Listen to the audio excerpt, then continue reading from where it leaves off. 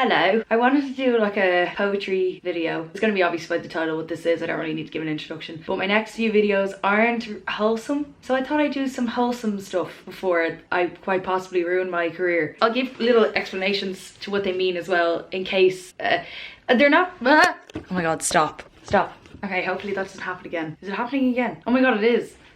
Stop! Yeah, my poems aren't particularly good, but I just think it's a nice hobby to have. So this might influence someone else to write their own poetry. You don't necessarily need to write it for it to be good or to show anyone. I just like sharing it because I think it's nice. Anyway, this is what I wrote today. At the gates of the glass house that sits on top of Moncrieff Hill is guarded by skeletons of diamond. A stench of bleach floods the halls that would drive the calm to chew at their bloody cheeks.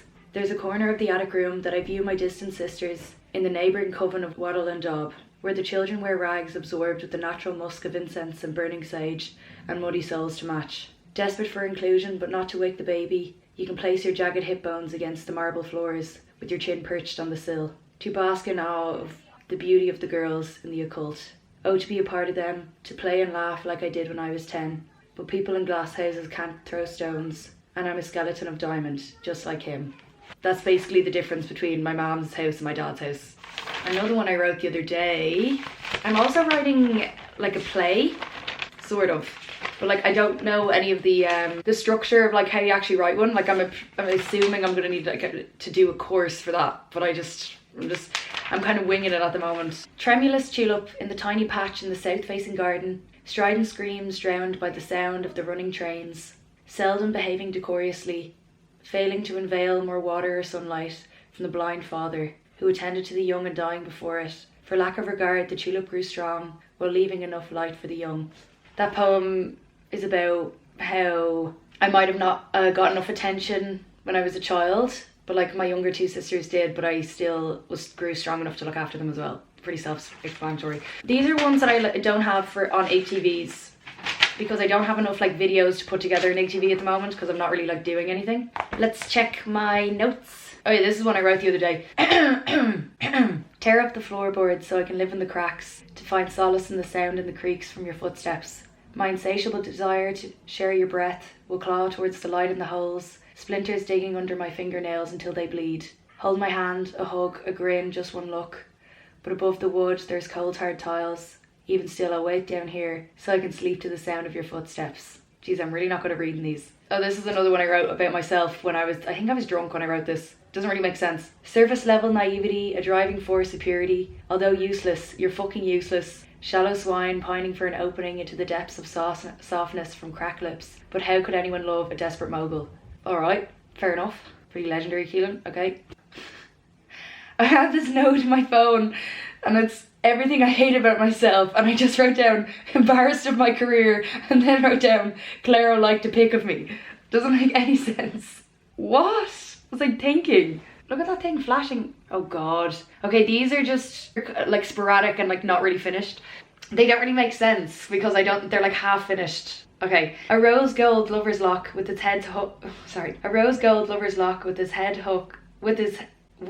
A rose gold lover's lock with its head hooked on the halfpenny bridge, feeling the breeze of passers-by, its menace tarnished and worn, oh my god, Keelin, this is the dumbest shit ever. The key keepers forgotten, torn apart by immaturity and ego, a battle of Why can't I speak? A battle of narcissists, but two children wishing their passion persisted, regretful words spat out and twisted, once everything now, nothing but silence shared, mass pain, derived from the deafening silence, blinded by your deceit, I tasted your poison, growth by the trauma bonding, addicted to a narcissist, used and chewed me up for social gain, spat back out to endure the emptiness. I kept all the nice messages you sent, once when you were kind, but the memories have gone sour, all of your moronic skin art forever ingrained in my mind. Is it sad that I still wish you'd call to tell me that you miss me? Is that it? Like the ending is bad. The ending of that one is bad. Fuck. Oh, here's another one. Okay, this one is called Sunflowers. I never like sunflowers. Softly spoken, we could talk for hours. A new lover in the midst makes his own music, his eyes, his mind, his lips I've kissed. But your hold is still on me. Chain around my heart I can't explain. I wanted what we had to stay, but you brought me sunflowers anyway. Oh, that one's dumb. Okay, I don't know if I'm going to keep all of these in because some of them are actually really embarrassing and bad. Okay, the next one is called Cracked Nail Polish. Fuck this, actually. This is actually embarrassing. I regret starting this video already. I'll forever have a decayed tooth tattooed across my chest. Lacking meaning but full of feeling. We shared contrived eccentricity. Rejecting conventionalities, cracked nail polish and midnight walks. Currently crying over boys, you were CDJs and noise. I'm cameras and words, bees and birds, exuding profanity and treading the lines of sanity. I still have a match attack stuck to my wall, and does the moon look different from where you are? Even though I know you're not that far. It feels like a million miles away. I wish I was good enough for you to stay. That one's not that good either. Fuck that one. Oh, I don't like this one either. I'll read it anyway. These are like really old poems where I'm just like, I'm writing my feelings, you know, and you don't expect anyone to ever hear. So I'm just sharing my shame with everyone. So you just don't have to feel embarrassed if you do the same thing. Word of your lascivious attempts with my social inspectors, brought to my attention, gleaned from my protectors. An act imbued with insolence, I called within an instant. In asinine gibberish, I offered an apology for your mistreatments. Dane suggested a rekindled we, a more caring, loving and docile me. Met with abhorrent dismay, your words repellent and disdain. Cough, scream, rain, dismal and dreary all remain.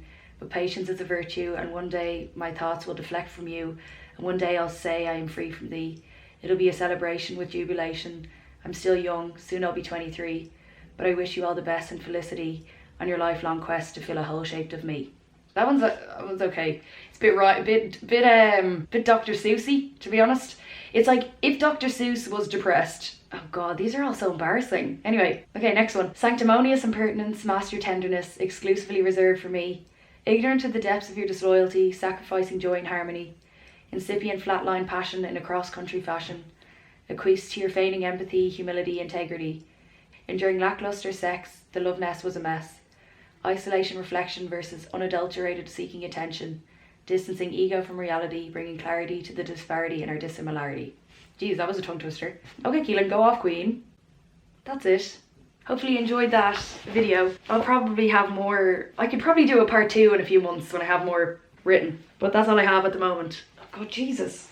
Fuck, I'm getting drowned in my hair. I hope you guys liked it. Have a good day, everyone. Bye.